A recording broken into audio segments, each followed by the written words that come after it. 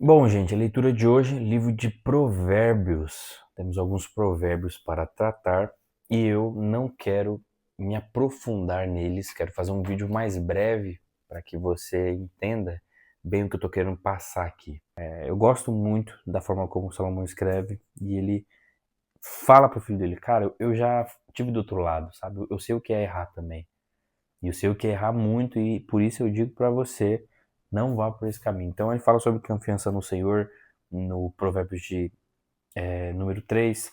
Se você ver o Provérbios de número 5, por exemplo, ele vai orientar o filho dele a tomar muito cuidado com a mulher imoral, né? Dando a entender que um dos grandes problemas da vida dele foi motivado por relações que não foram relações saudáveis, né? Que levaram ele à ruína. Eu queria estender um pouco isso, dizendo que a mulher também precisa tomar cuidado com o homem imoral. Ele vai diversos conselhos, falando, ó, meu filho, presta atenção à minha sabedoria. É interessante isso, né? Ele não diz, por exemplo, como os profetas, assim diz o Senhor, entendeu? Salomão sempre diz, é a minha sabedoria. Ouça bem o meu conselho prudente. Assim você mostrará discernimento e seus lábios precisarão que aprendeu. Olha, por exemplo, ó, pois os lábios da mulher imoral são doces como mel e a boca é mais suave que azeite. No fim, porém, ela é amarga como veneno e afiada como espada de dois gumes. Enfim, e ele vai argumentar um pouco sobre isso. E eu acho que é um conselho, gente, que serve tanto para quem é homem quanto para quem é mulher. O que que é a mulher imoral? O que que é um homem imoral? São pessoas que não têm nenhum tipo de consideração, de respeito por você. A gente fala muito sobre cultura de objetificação hoje em dia, né? E as pessoas imorais são pessoas que objetificam, eles ignoram o ser que está do outro lado ali e buscam única e exclusivamente seus próprios interesses, e isso pode ser a ruína das pessoas, inclusive. Então, tem esse tipo de conselho. Isso vai crescendo, ele vai falar sobre diversas outras coisas. Eu acho que o Provérbio 16 é bem interessante também, quando ele começa dizendo: é da natureza humana fazer planos, mas a resposta certa vem do Senhor. Bem legal esse provérbio também. Olha que interessante. Ainda que as pessoas se considerem puras, o Senhor examina as intenções de cada um. Eu gosto muito disso aqui porque expressa duas grandes realidades na minha visão. A primeira realidade é que, de fato, Deus ele não perdeu a soberania do mundo. Tudo que acontece está dentro de uma janela de possibilidades que não tira o controle de Deus. Eu já falei sobre isso aqui nessa série de, enfim, de conversas a respeito do nosso texto bíblico. Então, é uma grande realidade. Olha, você pode fazer muitos planos na sua vida, você pode pensar em mil coisas para você fazer, mas saiba que a resposta certa vem de Deus. Se você quer acertar, pergunte para Deus o que ele quer fazer, por onde ele quer caminhar. E pode ter certeza que você vai colher bons frutos disso, sabe? Então, acho bem interessante essa perspectiva também, assim como acho interessante esse verso 2. Ainda que as pessoas se considerem puras, o Senhor examina as intenções do coração de cada um. Confie no Senhor em tudo que você faz e seus planos serão bem-sucedidos. Então, o Senhor conhece as intenções dos nossos corações. Não acho que você é muito legal, não acho que você é bonzinho.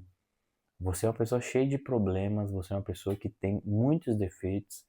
Eu sou exatamente essa pessoa e eu nunca me deixo me enganar achando que eu sou bom, que eu sou legal, que eu sou uma pessoa pura e que eu quero só fazer o bem. A gente, infelizmente, está quase todo o tempo pensando em como a gente pode tirar proveito das situações, sair por cima das situações. Então, é importante a gente lembrar que, ainda que você se considere puro, ainda que eu me considere puro, uma pessoa do bem, o Senhor examina as intenções do coração de cada um. Deus conhece a gente no profundo do nosso ser. Ele sabe quando a gente está fazendo média, ele sabe quando a gente está performando, ele sabe quando a gente está mentindo. E ele sabe também quando a gente está sendo verdadeiro, honesto e sincero. Eu acho interessante que o Salomão, gente, ele viveu, esse cara viveu pra caramba. Muito, muito. O cara viveu demais. Pensa o que é você ter dinheiro, poder e tudo que você quiser aos seus pés. Então, O cara experimentou de tudo que ele poderia experimentar e no final ele reconheceu todos os seus erros, todas as suas falhas. E essa é uma coisa que eu tiro pra mim, sabe? Um dos meus maiores medos era ser essa pessoa, por exemplo, do provérbio que a gente acabou de ler. Uma pessoa que se entende como pura, se entende como diferente, como melhor, como incrível, como alguém que faz a diferença, mas Deus olhar para o meu coração e ver nada além de performance, nada além de autopromoção, nada além de uma farsa. Então, Salomão, ele experimentou na pele o que é errar. Ele experimentou na pele o que é se sentir sem nada, mesmo tendo tudo. Ele experimentou na pele o vazio que é você viver sem a presença de Deus. Então ele sabia do que ele estava falando. E por isso, é uma convicção minha, tá? Não serve para você, talvez. Mas eu acredito que muitas pessoas, elas precisam errar. Muitas pessoas precisam cair do cavalo para elas entenderem que sem Deus elas não são nada. E eu sou uma pessoa dessas. Eu sou uma pessoa que eu tenho plena convicção de que eu seguisse a minha vida, como eu fui educado, da forma como eu enxergava o mundo, em algum momento ia dar muito errado. Ia dar um grande problema.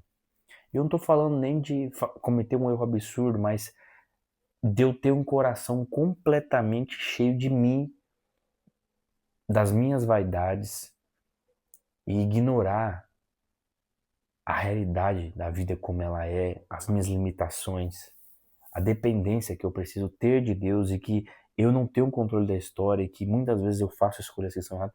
Enfim, se eu não tivesse ido por um caminho onde eu errei, onde eu fui lá no campo de batalha, testei as minhas táticas, me vi perdido, eu não teria a cabeça que eu tenho hoje para chegar e falar: sem Deus eu não sou ninguém.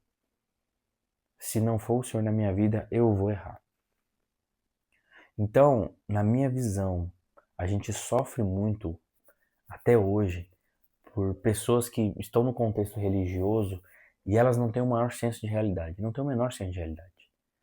Elas se fecharam para se proteger do mundo real e elas vivem assim.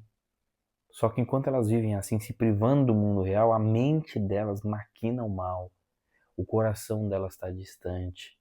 Elas falam e agem de uma forma que não condiz com aquilo que elas acreditam, com os dilemas que ela tem e com as realidades que ela encara, como por exemplo os seus pecados e as suas tentações. Então eu acho que Salomão é muito válido porque foi um cara que foi lá e se arrebentou.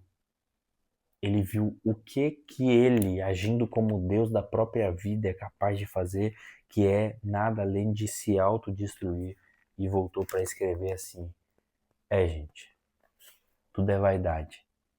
E a gente precisa tomar muito cuidado. Submeter ao Senhor, temer ao Senhor e não se corromper. Mas não se corromper não está simplesmente no que você faz, mas em como você encara a vida, no que você pensa, nos seus valores, nos seus princípios. Então, quando eu olho, por exemplo, gente, para Salomão falando assim: olha, o homem pode até se considerar puro, mas Deus conhece o seu coração. Eu lembro exatamente disso. Então, o cara passou por muita coisa para chegar nesse tipo de conclusão. E por fim, eu queria dar uma ênfase aqui no provérbio de número 31, que é o que vai falar da mulher virtuosa, tá? Só um detalhe antes, eu lembro que eu falei que tinha diversos autores no livro de provérbios. Por exemplo, o 31 é um ditados do rei Lemuel. Os ditados do rei Lemuel contém essa mensagem que sua mãe lhe ensinou, entendeu? Eu não sei exatamente quem escreveu isso daqui, mas você percebe como carrega uma sabedoria que não está só em Salomão, tem outros provérbios também, né? Mas esse provérbio 31 acho que é muito chave nesse livro, porque ele mostra o tamanho da sabedoria de Salomão. Se você pega o provérbio 31 a partir do versículo 10, né, do verso 10, que quando vai começar a falar da mulher virtuosa, né? Quem encontrará a mulher virtuosa, ou em outras linguagens, mulher virtuosa, quem a achará? Ele vai dar uma descrição do que é uma mulher diferente, do que é uma mulher incrível, do que é uma mulher virtuosa, uma mulher que é como um tesouro, que o- ele fala inclusive, né, a herança vem dos pais, né, num outro momento. A herança vem dos pais, mas a mulher virtuosa, que é um tesouro, né, ela vem do Senhor. Então, eu quero dizer, gente, que ele fala algumas coisas que são muito interessantes. Ele vai descrever essa mulher e você percebe na leitura que ela é capaz de fazer tudo. Ela faz negócio, ela costura, ela vende, ela troca, ela cuida da casa, cuida dos filhos. Ela literalmente faz tudo e o seu marido simplesmente olha tudo aquilo e se orgulha da mulher que ele tem. Que incrível seria se o nosso povo evangélico brasileiro tivesse a sensibilidade que Salomão tinha para escrever a respeito da mulher virtuosa, né? Não Salomão exatamente, eu não sei, talvez não tenha sido Salomão que escreveu essa parte, é um questionamento interessante. Nunca me fiz, inclusive. Pode ter sido a própria mãe do rei Lemuel. Mas percebe que a mulher virtuosa, a mulher que realmente é um tesouro, ela é capaz de fazer tudo. E a gente por muito tempo, defendeu a tese de que a mulher ela deve ser submissa ao marido e depender dele. Quantas mulheres a gente viu abrir mão de viver a vida delas para viver em casa, cuidando dos filhos, dependendo do marido para todas as coisas. E isso perpetuou e permitiu uma série de atrocidades com as mulheres ao passar dos anos e dos séculos. A mulher ela era vista como um sub-humano, né? Isso não é só no contexto da religião cristã ou da religião judaica. Se você pensar nos gregos, os gregos viam a mulher como apenas um objeto para a reprodução, mas os gregos, a maioria deles, tinham relações homoafetivas, né? Então você percebe que a mulher, às vezes, ela não é nem contada em muitas situações. Mas Salomão, antes mesmo de Jesus Cristo dar toda aquela visibilidade para as mulheres que fizeram parte do seu ministério, Salomão ele vem e diz assim, olha, a mulher virtuosa, a mulher que vale a pena, a mulher que é uma herança de Deus, ela é capaz de fazer tudo.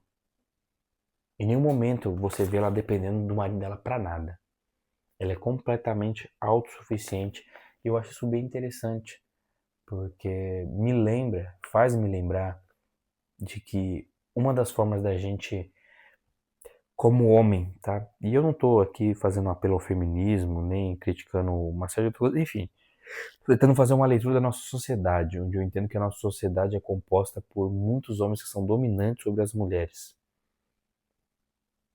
E aqui eu vejo o texto bíblico, muitos, milhares de anos atrás, nos dizendo que a mulher ela é capaz de fazer qualquer coisa.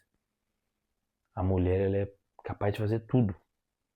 E esse Provérbios 31 aqui me lembra que todo indivíduo ele é único, ele tem as suas complexidades e ele é dotado de capacidade de executar todas as funções. Óbvio, cada um no seu jeito, dentro das suas limitações, mas a mulher não é um sub-humano, a mulher não é menos. A mulher ela é capaz de fazer tudo, absolutamente tudo. Tá? Então acho muito lindo esse Provérbio 31 e eu queria encerrar dessa forma, incentivando você a procurar sempre que possível, ler os Provérbios de Salomão, porque você vai ter uma leitura rápida, objetiva, são conselhos que, tipo assim, são muito práticos, muito objetivos, e às vezes você lê um verso de um provérbio e aquilo ali, às vezes, é tudo que você precisa. Então, recomendo demais. E a gente vai entrar agora na leitura dos livros proféticos, que são, inclusive, o arcabouço de livros que eu mais gosto porque engloba ali uma série de textos extremamente profundos e além para frente, à frente do seu tempo. Beleza? Então é isso. Seu coração pode fazer muitos planos, mas o melhor conselho vem de Deus. Busque ter ao seu lado uma mulher virtuosa, um homem virtuoso, porque talvez muitos dos problemas que você vai encarar na tua vida serão determinados pela pessoa pelo qual você se envolveu. e você se casou. Então, toma cuidado com isso, porque tudo que envolve dinheiro, poder, relações e espiritualidade tem a condição de te mudar, seja para melhor, seja para pior. Beleza? É isso então. Grande abraço para você e a gente se vê por aí. Um abraço.